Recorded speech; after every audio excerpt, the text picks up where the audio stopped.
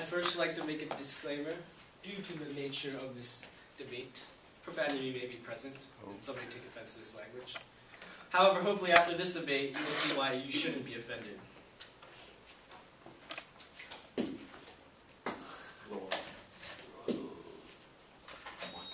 Behind me, I have displayed the words of a common meaning, excrement. As you can see, one of these words is defined today as profanity. Throughout this debate, I ask that you use your reasoning skills to ask yourself, does this make sense? My opponents and I have agreed on a common definition of profanity. Profanity is defined by Oxford American Dictionary as a swear word or oath. There are three categories of evaluating moral actions.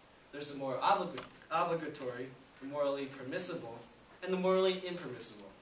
Immoral would definitely be classified under morally impermissible, or like not a duty not to do it, or obligatory not to do it.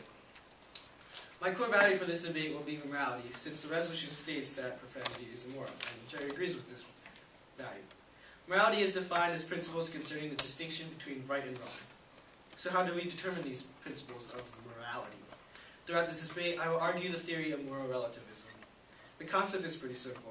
As the Stanford Encyclopedia of Philosophy defines, the truth or falsity of moral judgments, or the justification, is not absolute or universal, but is relative to the traditions, convictions, and practices of a group of persons. Unlike Jerry, I will not be limiting this debate to America, because I don't believe America is the heart of all society, and the resolution states profanity is immoral in society. For example, Mormons consider polygamy to be moral, while die-hard Catholics think it is completely immoral, and people who practice it should be condemned. As my contentions will show, moral and cultural relativism is key to assessing this resolution.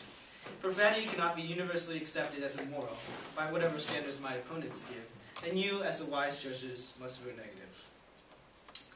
First, to evaluate this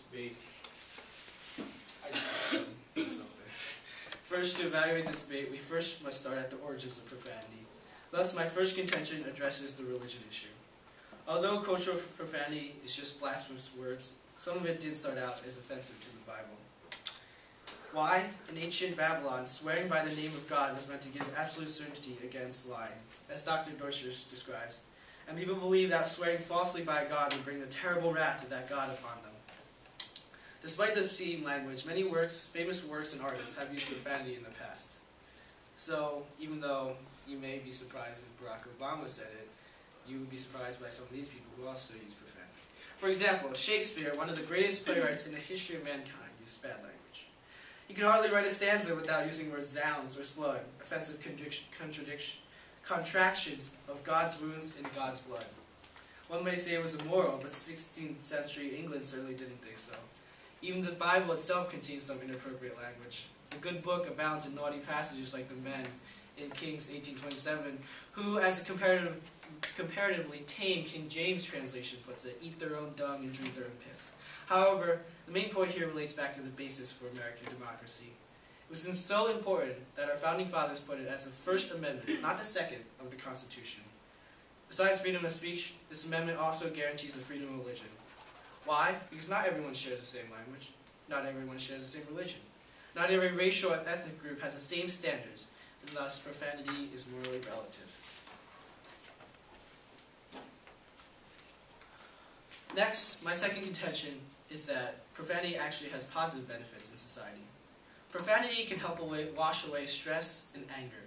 Dr. Burge, a professor of linguistics, yes, profanity is actually considered part of the language. So it is not, as Jerry claims, like corrupting crutches or something disabled. Studies show that if you're with a group of close friends, the more relaxed you are, the more you swear. It's a way of saying, I'm so comfortable here that I can let off steam. I can say whatever I like. Furthermore, evidence shows that cursing can be an effective means of venting aggression and reducing physical violence, contrary to what my opponent would bring up. Professor J explains, time and again, people have told me that cursing is a coping mechanism for them, a way of reducing stress.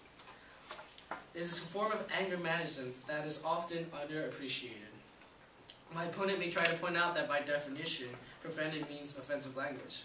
This, however, only benefits the negative side.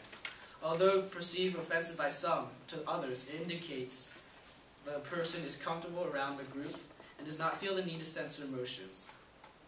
Plus, we gotta admit, cursing is definitely a better alternative to picking up a gun and shooting someone.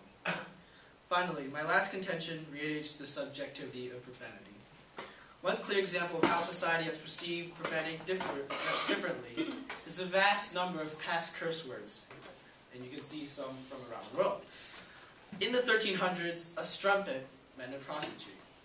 In the 1400s, scullion was synonymous for a servant of the lower class.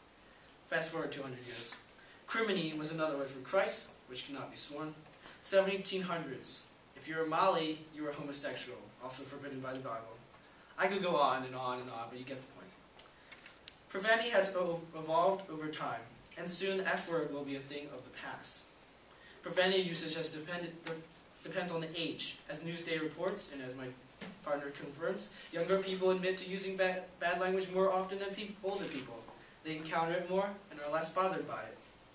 The Associated Press exposed polls showed that 62% of 18 to 34-year-olds acknowledge swearing in conversation at least a few times a week, compared to 39% of 35 and older.